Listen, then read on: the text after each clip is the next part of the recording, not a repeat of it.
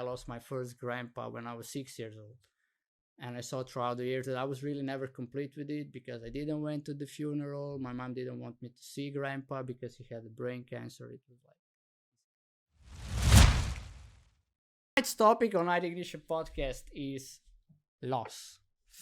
And the dictionary says as following: loss is the fact or process of losing someone or something.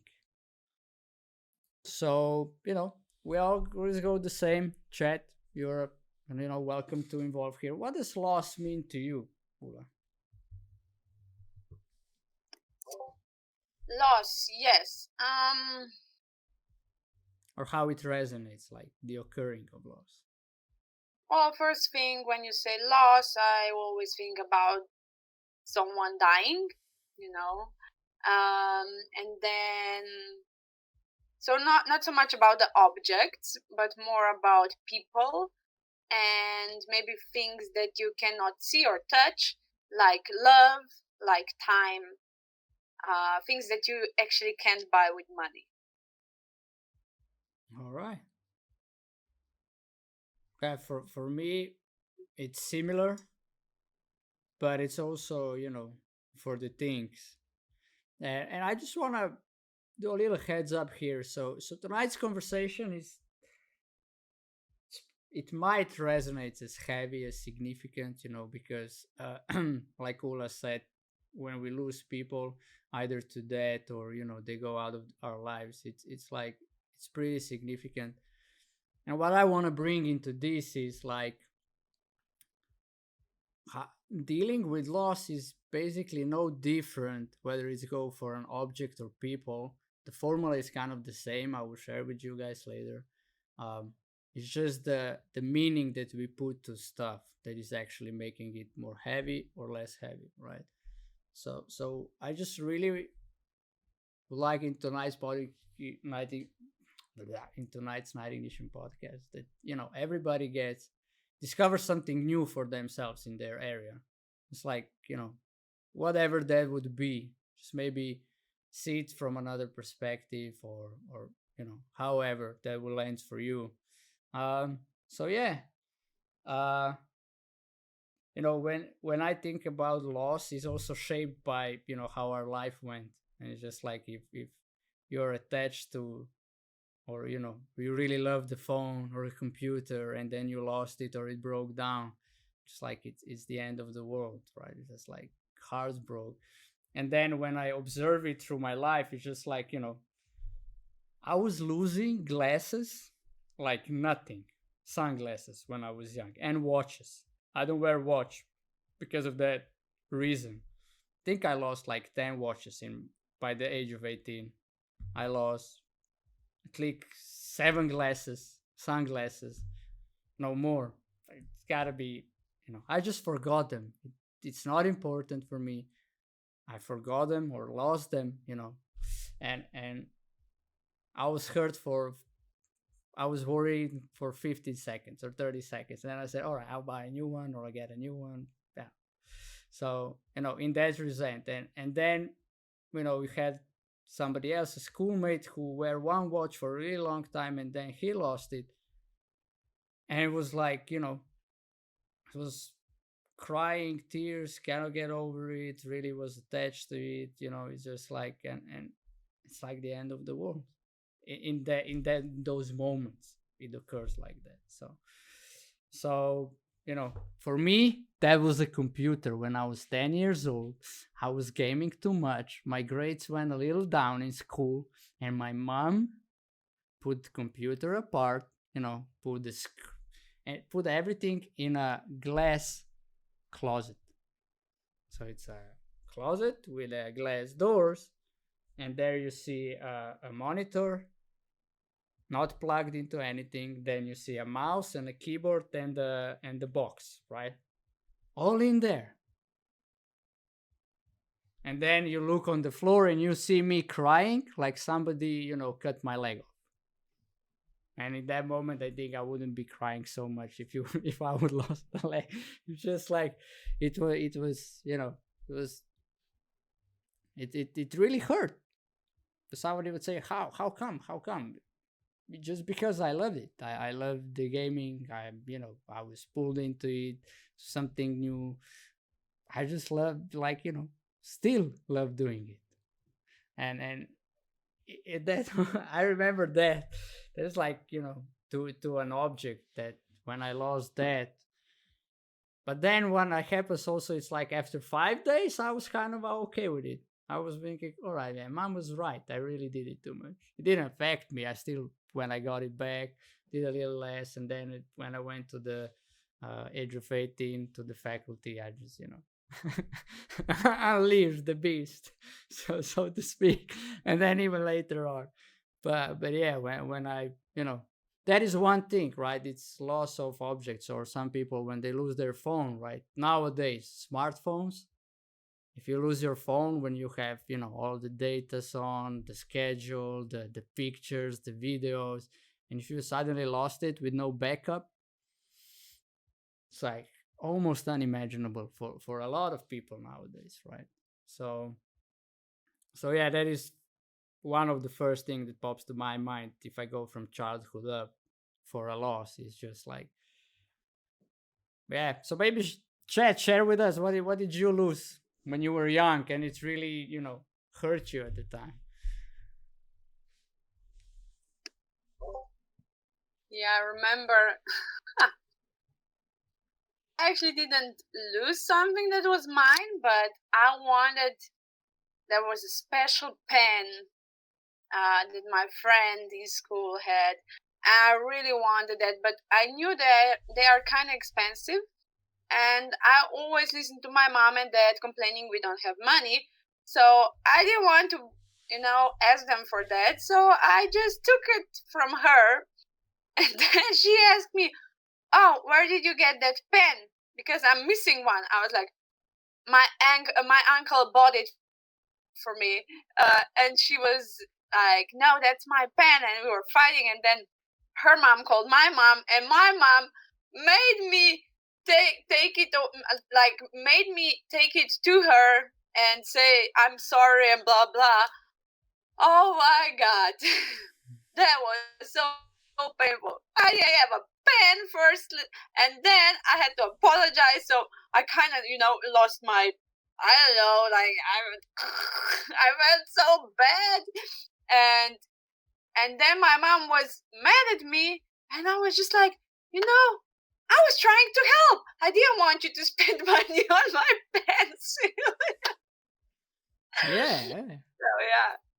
Yeah, right. That is also one thing, to look at it. That sometimes people do something like you did, right, in order to help, and not really thinking about what the impact might be on these days and that, right? Because your parents are more important to you than the schoolmate. So, and some might go like, all right, she's a bad person, but it's when you said it like, look, it's a kid. She wanted to help. She wanted a pen. They can afford it. It's like the saying around the house was that they can afford it, and it's, you did what you did, yeah. And then it actually was a loss of dignity, right? So you had the dignity, you had Yeah, the pride, and then you need exactly. to apologize. Mm, It's like, all right, I don't have pride anymore, and I lost my dignity. So mm. how I'm gonna survive in this world without that? And I will never apologize to anybody ever again. Right? Yeah, that was hard. That might be the decision out of it, right? That is also, people tend to find difficult times to apologize. Right? And then Mike would say umbrellas all the time, right? Me too, man. It still happens sometimes. It's just like the worst 10 seconds ever when you think, how I lost. How can I do it again? Oh my God. It's like, I feel like 5 years old again. You know what? That's why I don't use umbrellas. I'm not joking. I don't own an umbrella at all. And even when it's raining really like heavily, I would run to the car. No umbrellas. Right? So So that is a solution and decision. All right, I lost that many umbrellas in my lifetime. a decision comes out of it, I'm gonna do it the other way, right? Yeah. So that is also how it works, right? So you lose something, you deal with the pain, and then you make a decision around it. It's either, all right, I'm never gonna use umbrella again. I'm never gonna apologize again. You know, I will, when I will get older, I will, game as much as I can because they forbid me at that time. Whatever it is, and it's totally viable and understandable, and mostly it's causing big unworkability in our lives, to be honest, right? So hey, uh, slow Jake, my bad. Uh, so yeah, right, loss of something, you need to also deal with it. It's just like, yeah, you can say I can go and buy a new one, right? Whenever it comes to things, but then might be things that are special or unique, right? Somebody made it for you and it broke down. How to deal with that, right? It's also, again, right? How you go apologize to that person or not, then people take it as like, yeah, I do, I don't mean much to you, that's why you broke it. And then you again have this, feeling of, first of all, you feel bad because you broke it, and then you feel bad time twice or on a square because the other people are saying to you, oh, that's how much I meant to you, you broke it, so it's, you really must not love me because you did that, right? Like like those are the real things out there, right? Yaki is okay, all right. uh so so yeah, but if we go on to something else, so what would you share about that you lose besides objects? You're mute. Still mute. Yeah, I like to talk to myself, it's really cool to talk to a smart person. No, I'm just joking. Geniuses do that, yeah. Okay, yeah, definitely. When I look back, when I was a professional athlete, that was my life. Sport was my life, and I put everything in it, and just living for that match, in a ring, because I was doing kickboxing and boxing. So, like, I put in so much time, so much effort, energy, money, I don't know what else, blood, everything, and then I would lose, just for a point or something. I was like, oh my, I remember feeling so bad. Oh God, I was putting in, like, I don't know, 6 months every day, 4 hours. I sacrificed my free time, my friends, and blah blah blah, and the good food. And so I lost everything and my pride, obviously, you know. So it would really hurt. Like, it wasn't something that you can see, it wasn't something that's there, it was just something in my head, you know.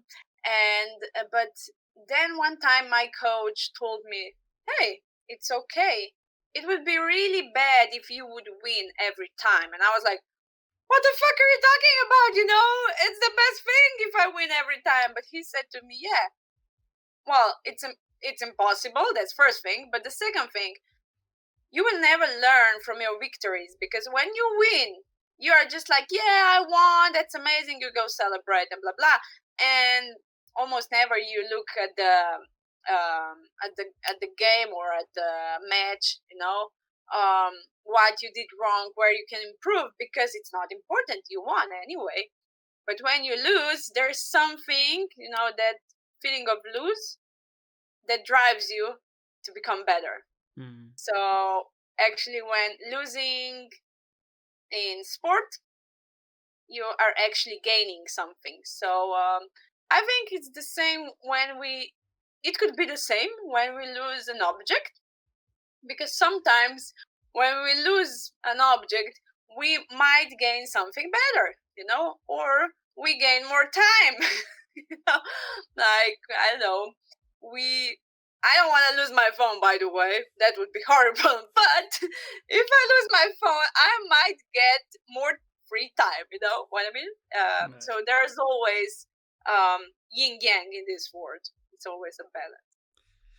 Yeah, true that, right? When it comes to things like that, you just can always reflect back and reflect on the thing and see what the improvement is and what can you add up to your game, to your performance. So the next time you progress or you win a match or you do a better performance. And that is also the aspect of loss, right? So you lose a match, how to deal with that, right? And then you go evaluate, see. And but one of the things before we go to the let's call it for people more significant or heavier topic of dealing with loss of partner or some, how to say, people dying, um is like with all of that, every loss is just like it starts with first of all accepting that you lose it. Because it's like if you lose a phone and you never really accept that you lost the phone, you would bear that guilt and blame and shame like your whole life, right? It's like, all right, I lost it because I was stupid. I didn't listen to my mom. She said, if you will game more than 2 hours per day, I will lock it down. And I game more than 2 hours per day. So I must be a bad person. I must be a bad child. I must be a bad human being. I cannot follow simple rules. Something is wrong with me. And that is, if you look nowadays, more or less, we as human beings, we operate in life as something is wrong with us. Something we all think we are the only weirdest one and everybody else is okay. So Mr. JP said it is also hard to lose a pet. I cried like hell when I lost my cat, dog, and even birds. Yeah, true that. I remember at the age of 8, we put our puppy at that time away because we all become so busy in the family that it was hard for us to take it out in the morning and in the evening because we live in an apartment, not a house. And and then my mom just said, "All right, we're arguing too much over this dog, so we're giving it away." And it was just like another thing. There is something wrong with me. How can I love the dog and then it's hard for me to take care for it? And we put it away, and I cried. She was sitting next to the door. We called her Pika. It was a mix breed, and I was just crying next to her. I think for 40 minutes, and then my mom took her and take her to the vet, and we never know actually whether. I think they put her to sleep. If I would ask her now, I think she would say they put her to sleep. And she was like 2 years old, like not a puppy to put to sleep, but or they gave it away. I don't know, but she never told me when I was young, and I never asked. So that is the thing. I will ask her now. But yeah, it was also coming like mom was busy opening a new company, dad was busy at work, becoming the director of museums, so a lot of meetings. Sleep was important. Two young kids, 8 and 6, who in that moment we were not responsible enough, to wake up at 6 and take the dog out and then go to school, come from school, take the dog out. It was like everything else was more important at that time. We just wanted to play with the dog, and when it's time to take care of the dog, it's just like, nah, not on my hands, right? But, you know, so yeah, and it hurts. It hurts like, I remember it's just like, it was like somebody is ripping the heart out, and I can do anything about it. And nothing I could do would save that, at that moment. So yeah, it's a brilliant topic. I'm just discovering for myself how a few things that happened I really didn't talk about how they're influencing my life, but now I see, oh, that's why I'm seeing myself as being irresponsible. I was not responsible enough. I lost the dog. I was not responsible enough. I lost the computer. Oh, that's. So because for me, responsibility exists as something, hard work, not easy. not easy to do, and it's something for adults, something for mature people, which which I do not consider myself to be. So yeah, there you go. I mean, thank you for that, Mr. JP, for saying, and for everybody that voted that we do this topic. So this is what I meant at the beginning. Just see, discover it for yourself. What is there when you were young, and it still might have impact on you.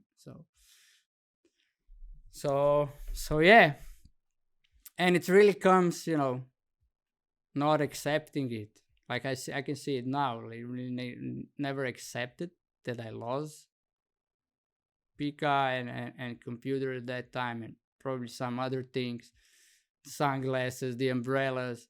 It always come like I'm not responsible. It's kind of a that is stuck with me, you know.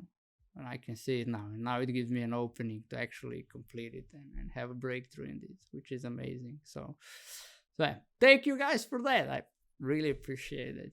Wouldn't happen if we wouldn't be doing that. So I'm really excited about it. To look into it after the podcast or tomorrow, to look into it and see what is there. So yeah, anything for you, Ula? Yeah, I didn't lost a pet like it would die, but I was moving a lot around the world, and I really love animals. Like I cannot live without it. Um, but then always something happened that I had to move, maybe even to another country, and I couldn't take the pets with me. I mean, I could, but it would be really stressful for them. I wouldn't have enough time for them, so I left them behind with someone who had time for them and who loved them anyway. Um, but it was really hard. It still is, because when I see that dog, I mean, I had a dog. Her name was Coffee, like coffee, because she was like super hyper. And I had her with my ex, like I don't know, 5 6 years ago. Yeah, a long time ago. But I moved to Kuwait that time, and she stayed in Slovenia with him. And then when I came back after a year or something, she was so happy to see me. They don't know. They don't know how much time passed by. They are just happy to see you. And I was thinking, oh, is that okay? To see her? Am I gonna be? It's gonna be more painful for me, because when someone dies, it's like, okay, they're gone, and you cannot see them anyway, and you can just let go of that. But when the person or the pet or whatever is still there, and you can see them, they're alive and everything, it's a different story. And you there's nothing to let go. I mean, you know what I mean. So even when you break out with someone, they're still there. You can call them, but what you lost actually is not them, it's the relationship. It's the moment, it's the, I don't know, the special words, the special hugs. And just you actually don't lose the thing or the person, you lost the feeling. Or the benefits. Okay, there's another thing, the benefits. It could be that also. Yeah, right. Yeah, that's what I also want to share next. It's just like I remember when I had the first heartbreak, like being with that girl at the time. We could say we were 20. She was 20. I was 22. And when we broke up, for me it was like, person is still there, but I cannot be with her. Just like it doesn't exist for me in the same way that it was before, you know. And yeah, the pain is there. Like I was literally feeling like my heart wants to jump out of my chest. It was unimaginable for me at that time. It's really so much pain comes with it, and that gave me also the thinking at that time, right? It's just like, yeah, okay. And I couldn't, I, the thing is that I didn't really get over it until I really looked into the whole, what was I hooked on, right? I wasn't really hooked on her. I was hooked on the idea about her, who she is for me, you know, who she will become for me, the whole future that I plan in my head that will happen with her. All of that is lost, right? All of that is also gone in that moment, and I think that hurts even more because you were already living in the future of she's gonna be my wife. I will have a family with her. I really find her, beautiful, stuff like that. And then you lose that in a moment when the breakup happens, right? It's like it's really not, the person is still there. It doesn't exist at the same time. But when I look it from a broader perspective, all that is gone as well. And then all that combined, it's just like it was a crushing moment for me. But it also gave me a lot of opening. So I then looked into what is love, what is being in love, the difference, and also then dealing with loss. And when I start to doing these workshops, if you don't know, ask, it's the name of the workshop, uh, with high school, there was also questions, how to deal with loss. And a few years before that, I looked into it and I came up with a solution, right? Like I said, all right, and this might be hard for someone to hear, but I would just say it how I came to it and what the path was. So I saw, like, all right, we human beings, we're really bio robots, right? If we take it, I took it from that perspective. Like, we are really, you know, complex, fully advanced biological robot. So how robot operates are by algorithms, or we can call it mathematician formulas, right? I said, all right, there must be, let's look at it from this perspective. What would be the formula for dealing with loss?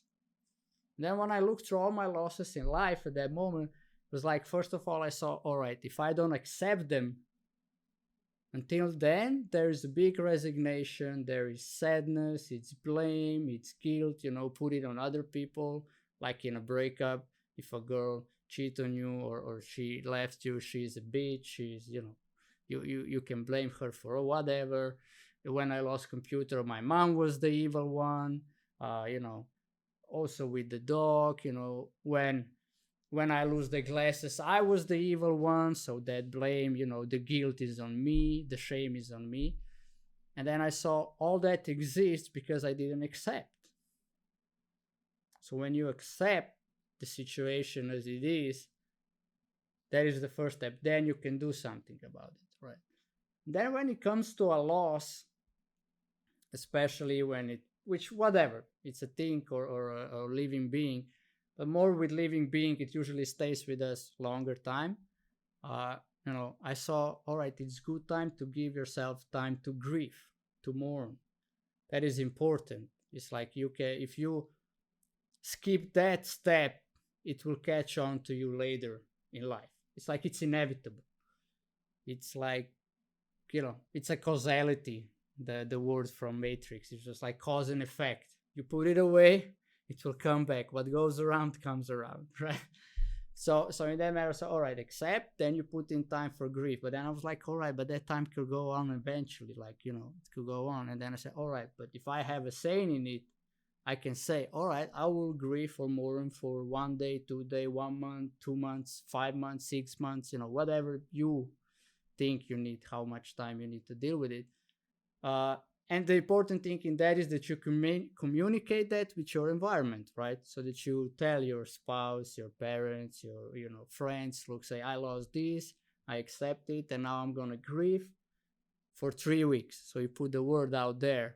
So it's like a promise to yourself and promise to others. People know what's going on with you. And I say, when you grieve, you do whatever you want when you grieve. You cry your eyes out, eat much ice cream as you want, watch as many TV shows as you want, movies, whatever is there for you that,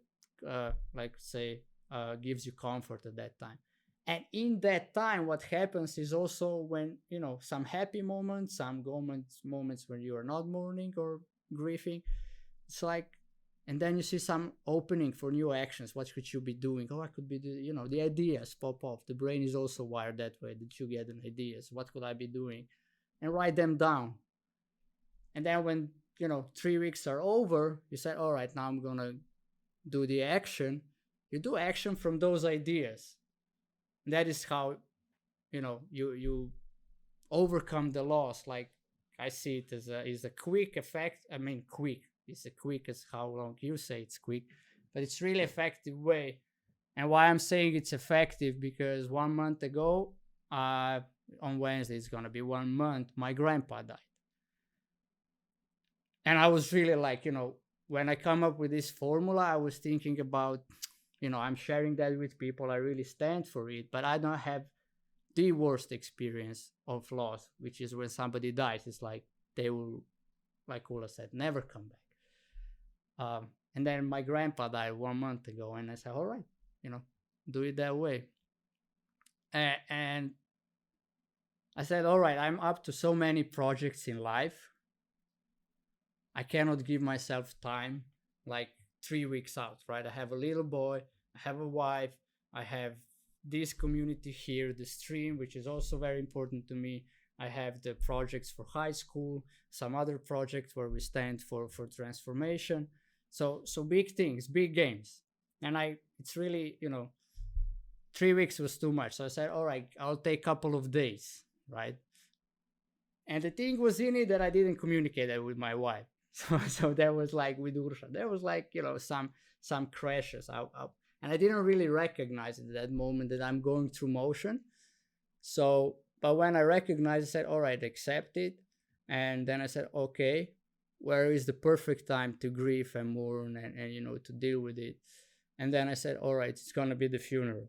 So, that's why funerals are for, so we can deal with the loss of people who died. It's for us, for the living. It's not for them. It's an honor for them, but basically it's, for the ones who still stay on the planet. The funerals are, and we all know there are different how people do funerals all over the world. Not going to go into that. So the funeral, I cried all the time. Whenever I felt it, I just lost it. My friend, and I didn't really cry up until my friend comes by, who is a hairdresser, and he also, cut the hair of my grandpa. And he comes, and when he said, the condolences, that's the first time I lost it. And I lost it in a way of like, look, my friends recognize him as somebody, and that my friends are coming and saying this when my grandpa died, which is like, for some is not even that close. It's like it really moved, touched, and in that moment inspired me and gave me the space that, I just cried, and he knew why I was crying, and it was just like, that was the first time I cried at the funeral. And then I just let it all out all the time. Whenever it comes, I start crying. And especially when, we take him from the room, I don't know how it says in English, to the graveyard, and put him in the grave. He was, he was not in a coffin, but in a that, I don't know how it says, in a nice fancy bucket where the ash is in it. So, and then I just, at that moment, I cried. I really cried. I didn't, and in my mind was going like, why are you crying? There are so many relatives here. It was like altogether around 40 of us. They see you crying. You show up like a little bitch, like a pussy, crying here. Stop crying. You should do that on your own. That my mind is going at the same time. And on the second hand, on the other side, so to speak, I said, just shut up. I'm going to do it here. I feel it now. I want to do it here, and I will do it here. And that is also the most appropriate, that I saw time for it. And when I did that, I was just there crying, and then even after. And that was it for me, basically. Then I discovered that I say goodbye. And that was it for me for that day. And then what I did the next day, because that also reminded me I lost my first grandpa when I was 6 years old. And I saw throughout the years that I was really never complete with it because I didn't went to the funeral. My mom didn't want me to see grandpa because he had a brain cancer. It was like his head was swollen and way bigger than I usually how I saw him, to protect me. But I was never complete with it. So then I remember one exercise, write a letter, because one thing that I saw stay with me is like it's the words that you don't say to the people, and then one day they're gone. But those words are still there, wanted to be said, but you don't say them. Who do you say it for, right? And then I had this tip at one of the programs, write a letter. So I just, sit in front of computer and wrote a letter to the grandpa I lost when I was 6, and then to the grandpa that I lost a month ago, whatever was there for me unsaid.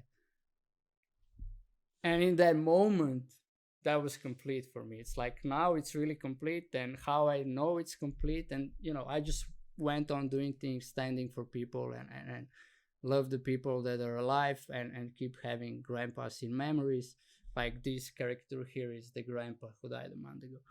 And what I want to share is how I tested it. It's really complete was this Sunday when we went to visit grandma.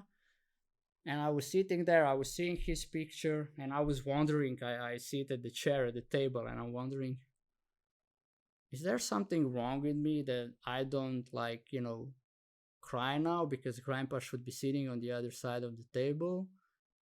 And I was like, and then I popped up, no man, that just means you're really complete about it. I loved him.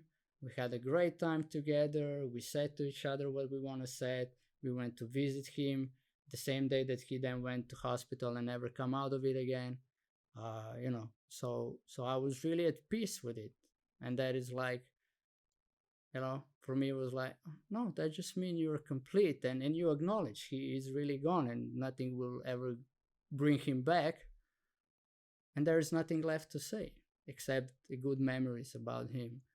And that was like a brand new discovery for me. It was like, yeah, my formula works. That was also confirmation for my formula works. And grandpa really went out from my life as a complete relationship. Like everything was said. And that is what I see it now is the best, because I'm not hooked by it. I'm not affected by it. I'm not depressed. I can be fully here for my family, for what I'm up to. And that is something, if anything with this topic I want to give out to people is like, you can deal with it powerfully if you let yourself these things, accept, have time for grief, and then go into action. And one other thing I said to one woman once times, that is also a colleague, like we're not friends, we don't spend a lot of time together, but when we talk, it's like we were together yesterday. And she was posting something that she's really sad. It's a bad day. I lost an ex co-worker. This driver is really shitty. And then I just asked her, look, what do you think would pay bigger respect to her? That you're here all depressed and mourning and complaining over the social media, or that you would live your life fully? What do you think she would want for you? Like, what do you think would more respect or honor her life, like who she was for you? And then she just switched in those words. She switched in 5 minutes and went out and do something for herself, for people who are still alive. And that is also how I see. It's like you do it your way, but my invitation is try it out and see how it works for you.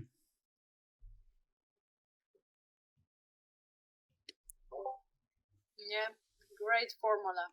I love it. You said that you cried at the funeral and your mind went like, oh, why are you crying, you little bitch? And my story is the opposite. So I didn't cry. Everybody else were crying. And my mind went, why you're not crying? There's something wrong with you. But let me tell you the story why that happened.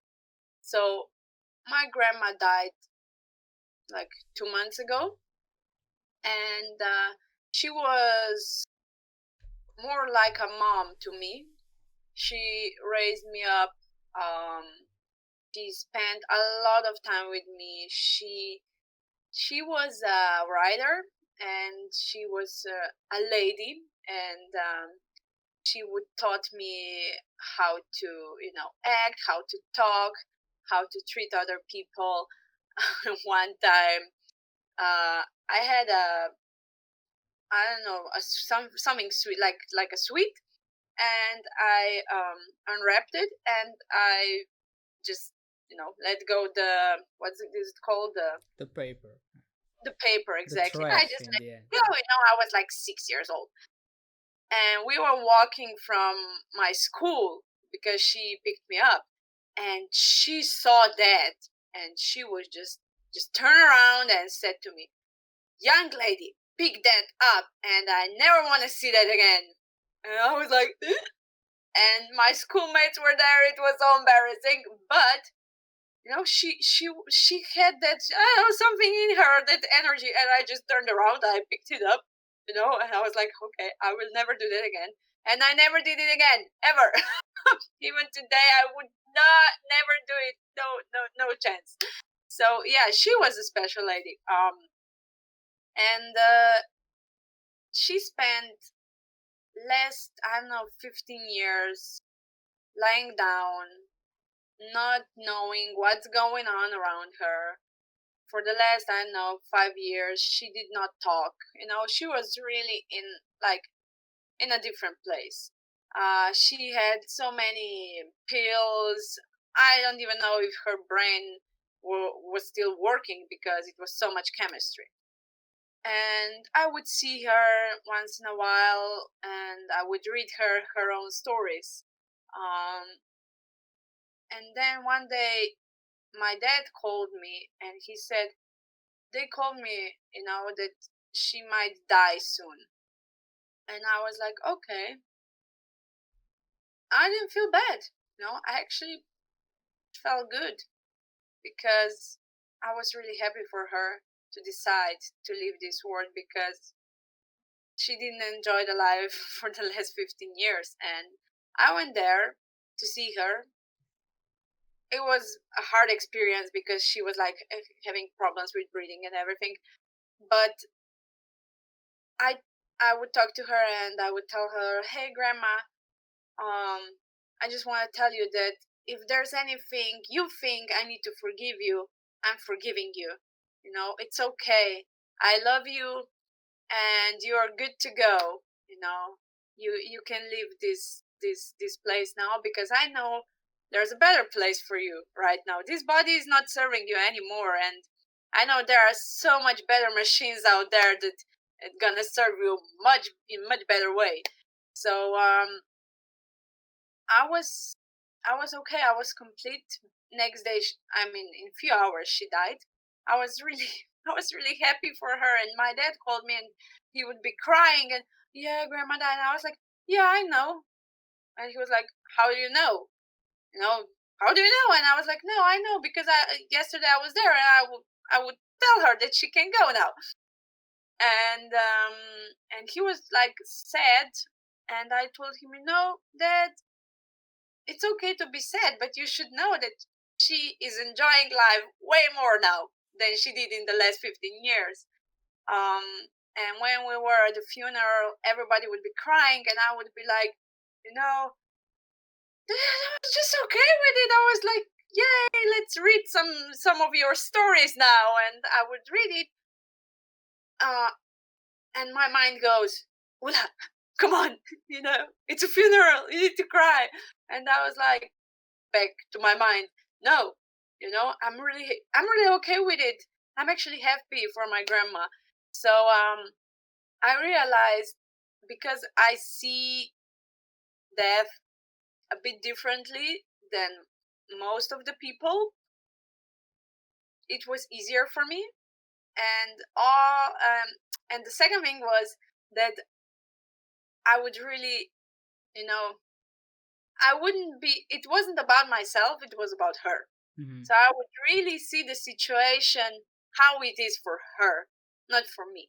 Mm-hmm. So that's something that helped me a lot. So first thing, I went to talk to her, even though she wasn't there.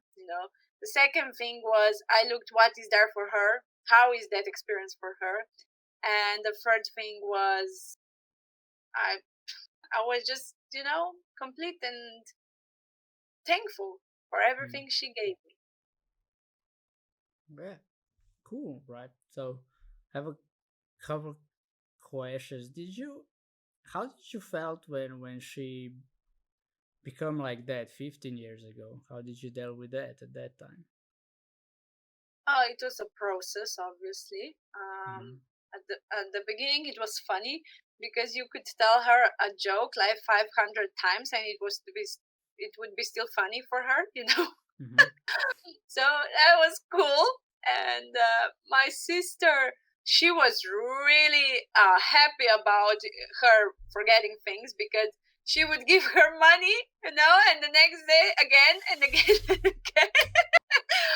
So That's that called was the exploiting, but yeah. Anyway, I yeah. got the comedy in that. Yeah.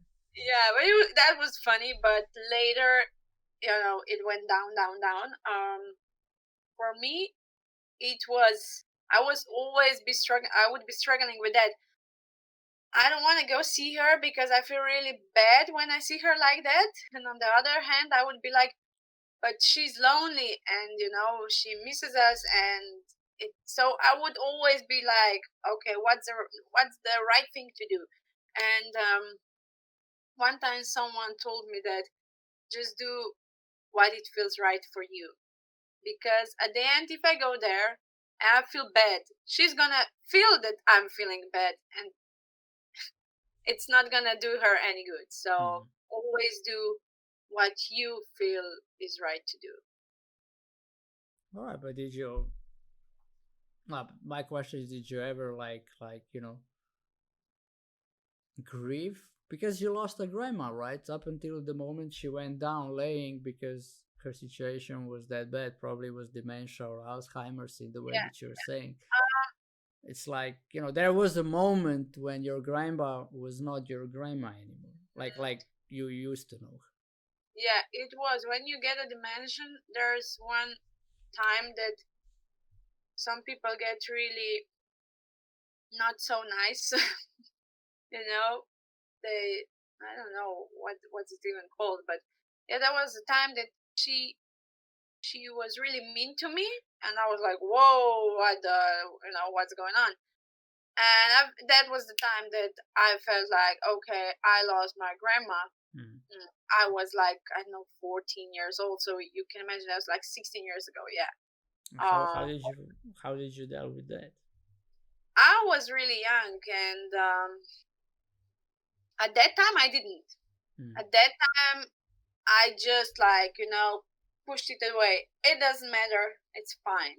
But later on, I went back to that memory, and I actually told her, when she was not, like, well, she couldn't talk anymore. But I told her, Grandma, I know that you didn't want to do it. It was the situation in your head, and so I actually talked to her. I mean, in one Mm-hmm. way conversation, but yeah, I did. As you said, you wrote a letter, but yeah, I put it out there for her. So Yeah, right. Yeah, because it sounds like you dealt it before the real death came. So actually, the death was like, because it is also depends on the situation, how you deal with it, how the process is going, right? It's just like if you would be in a relationship for 15 years that it basically dead, and then the divorce happened. It's it's probably not. it's a whole different place how to deal with that divorce than if Usha come to me now and she said I want a divorce, where Mm, more or less, I don't see anything is going on. I have no idea, right? Just like for our grandpa, we had no idea. They said his heart is, his muscle heart is gonna go. It's weak. It's weak, but it's not that bad. It's not like he will go out in a month or 2 weeks. And when he came into the AR, they scanned him and they said he has cancer all over the place, all over the lungs, only lungs, but all over them. So that was it. It was like the last stage of, and we didn't know. Nobody know before. Nobody tested him. It's like, because he was in such a good shape. On the other hand, that it was like we just put everything on the age.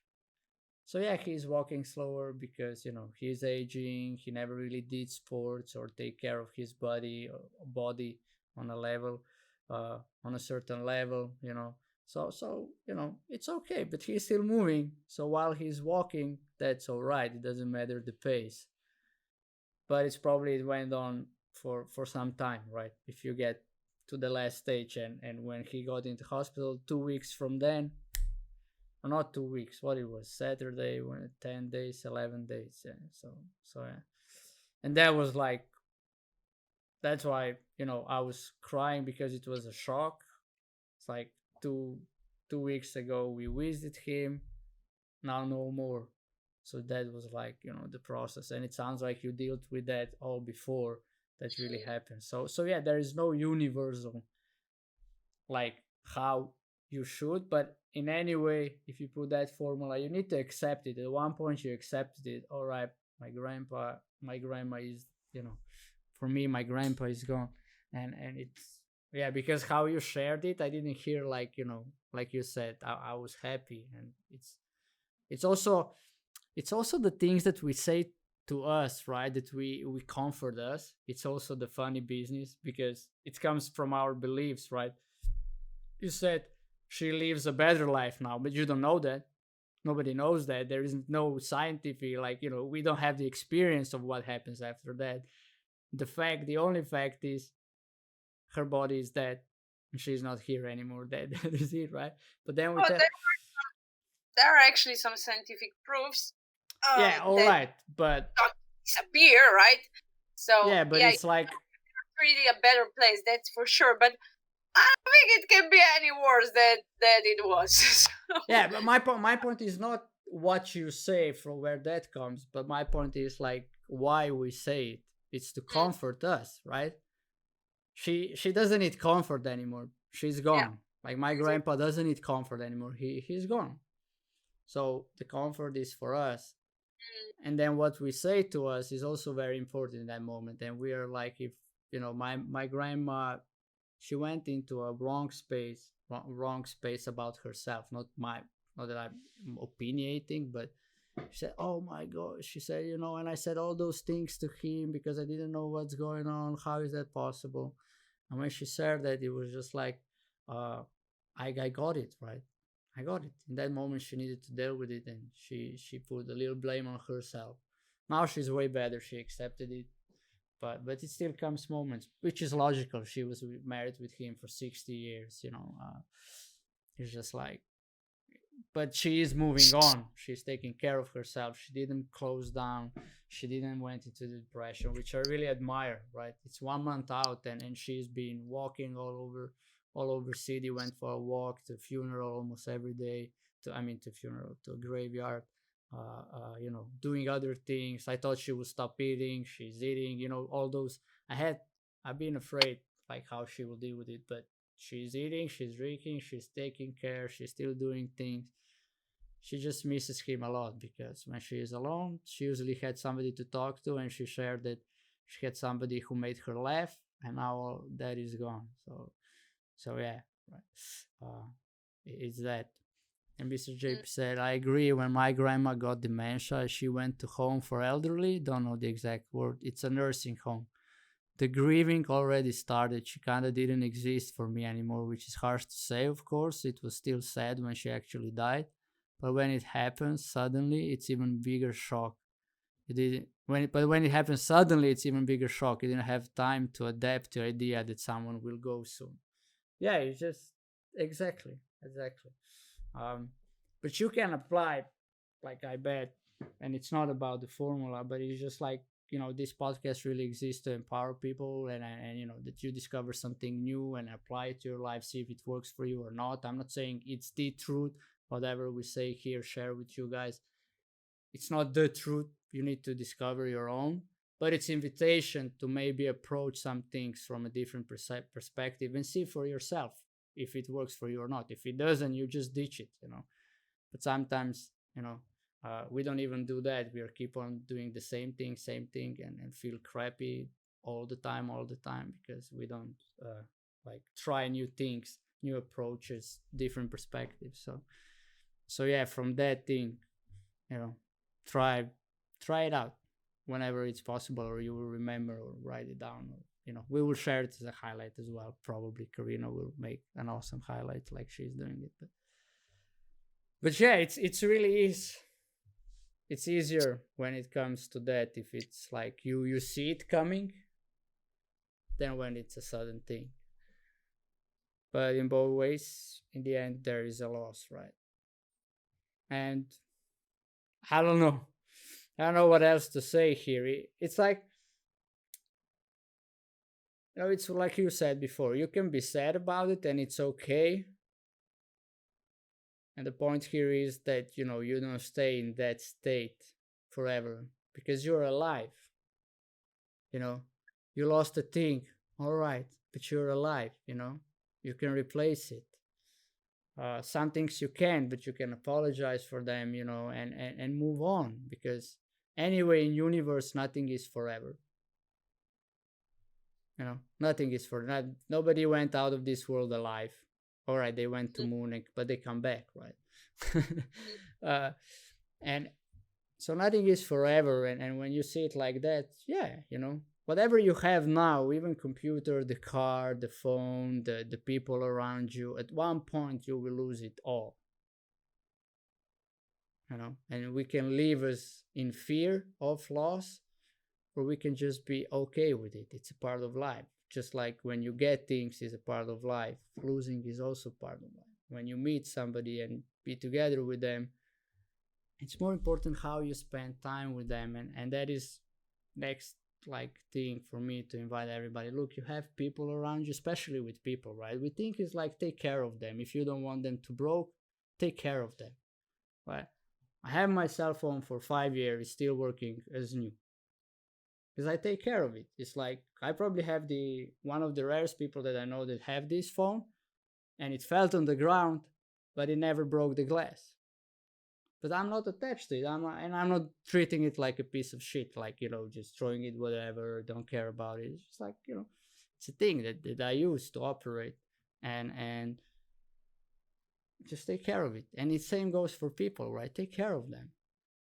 Yeah, your grandma or your grandpa sometimes go on your nerves and tell you things like, eat more, like, grandmas always do. Eat more, come on, you're not eating anything, you should eat more. Here, are you hungry all the time, right? It might go on your nerves. But if she dies today, I promise you would feel like shit. Because you didn't say anything. You didn't really cherish that. You weren't happy about her, that she's there for you. It just was her expression. It's just her expression how she cares about people, and she doesn't know any other way. She probably was hungry when she was little, so food means whole lot of deal to her. That's why they're doing that, because they were hungry when they were our age or younger. So just like, say things to people that are around. Say that you love them. Say that you forgive them. Don't hold grudges and resentments. It's just like, it's gonna rob you most of all. And when it will come to deal with it, which it will come, it's gonna suck. Big time. For a long time. Then, if you just go out there and deal with it now, and even if you can say, yeah, but maybe I can die, or I go out and then I don't need to deal with it, but you're dealing it with right now. Like, you're not out of it. It's not complete for you. It's not like, you're being fully loving person with those people. So that is why this podcast, I think, is one of, every topic is important that we cover, but I think this one is the least talked about. It's probably one of the most important at the moment in society. I would say that we don't talk about loss, that how to deal with it. We're just being compassionate and making people small all the time. Oh, leave him be. He just lost that, poor thing.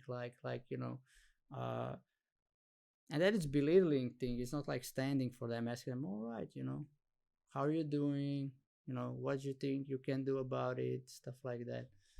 Um, so yeah, when it comes to people, just be present and drop whatever you have against them. This weekend also I dropped like my mother-in-law, like I share sometimes. Have a have a lot of stories, a lot of opinions, judgments about her. But this weekend I was just no, I'm just gonna be a loving person, and she's however she presents. I'm not gonna be pulled into that world. I'm gonna be who I say I'm gonna be, and the conversations went good. Everything went well for me. I was totally at peace, which which is in the end, it doesn't it doesn't goes into arguing. It doesn't go into hardcore, you know, proving I'm right. Then you get that back from the people. So yeah, that is actually my invitation. It's just like if you're afraid of losing something or somebody, you know, they mean a lot to you. That's why you're afraid.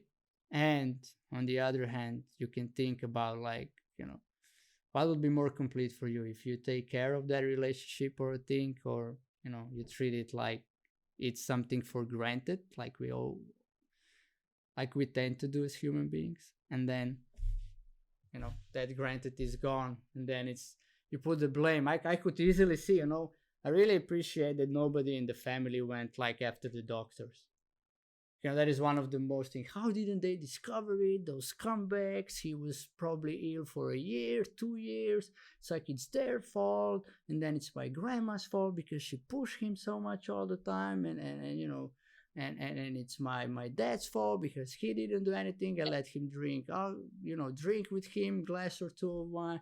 It could go for so many places to put the guilt and blame, or I could put it on myself. Oh, I didn't stand for him and said sooner if he should do something about his diet, or about the way he's living. I was being quiet and judgmental, and just be okay with it, pretending that I'm okay with it, right?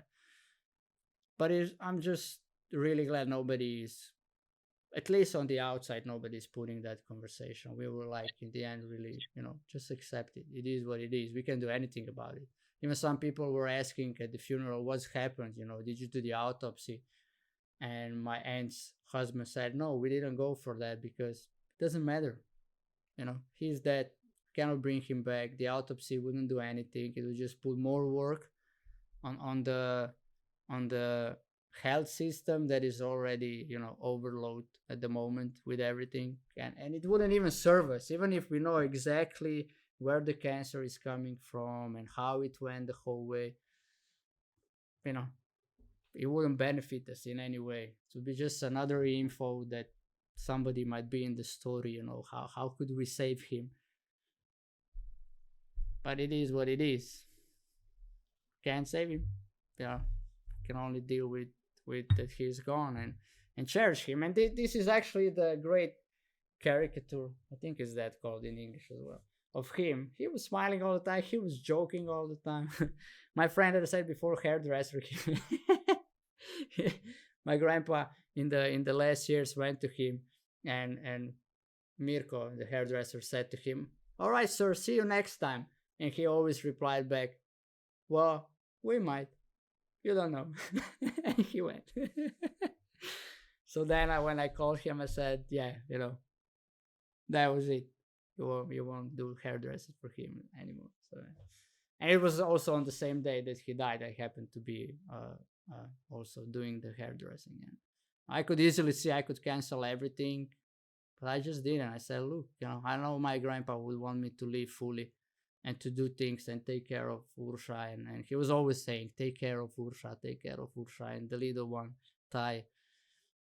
So, I could just go on, look, this is all in honor of him. Or I could shut down and play games for 24 hours per day and not deal with the situation. So, yeah, all the hearts to the grandpa. So, yeah, that is, it's a loss. Deal with it. Accept, give yourself time to grieve, and then go fully on, do what you want to do. So that is it from my side. Will anything for the end? I just want to say, try to live in the moment, because this moment is all we have. Don't live in the past, because you cannot change anything about it. Um, and even the fear of loss, um, it doesn't help you, because then you live in the kind of future, Mm-hmm. and maybe I just invite you something that I'm doing now, and it's really working. I'm practicing how to be less attached to things and people, um, because there's something in our modern society. We are super attached to things, to people, to relationships. And what I'm doing now, I'm actually trying to be more attached to myself. Mm-hmm. um, so yeah, it helps a lot, not just when you lose something or someone, but you have to practice it every day. So there are a lot of good stuff even on YouTube about it. So if you're into that, just check it out on YouTube. How to be unattached or less attached. That that could also be a topic in the future, right? Attach, being attached. That could be the topic. I was thinking about attachment, but that's not the same thing. So being Mm, attached. Um, yeah, I agree. That's it. I don't know what to say. Just kind of, want to keep going. And on the other side, this is it. Thank you yeah, for being with us, guys. I declare it to tonight's podcast, Night Ignition podcast on topic loss is over.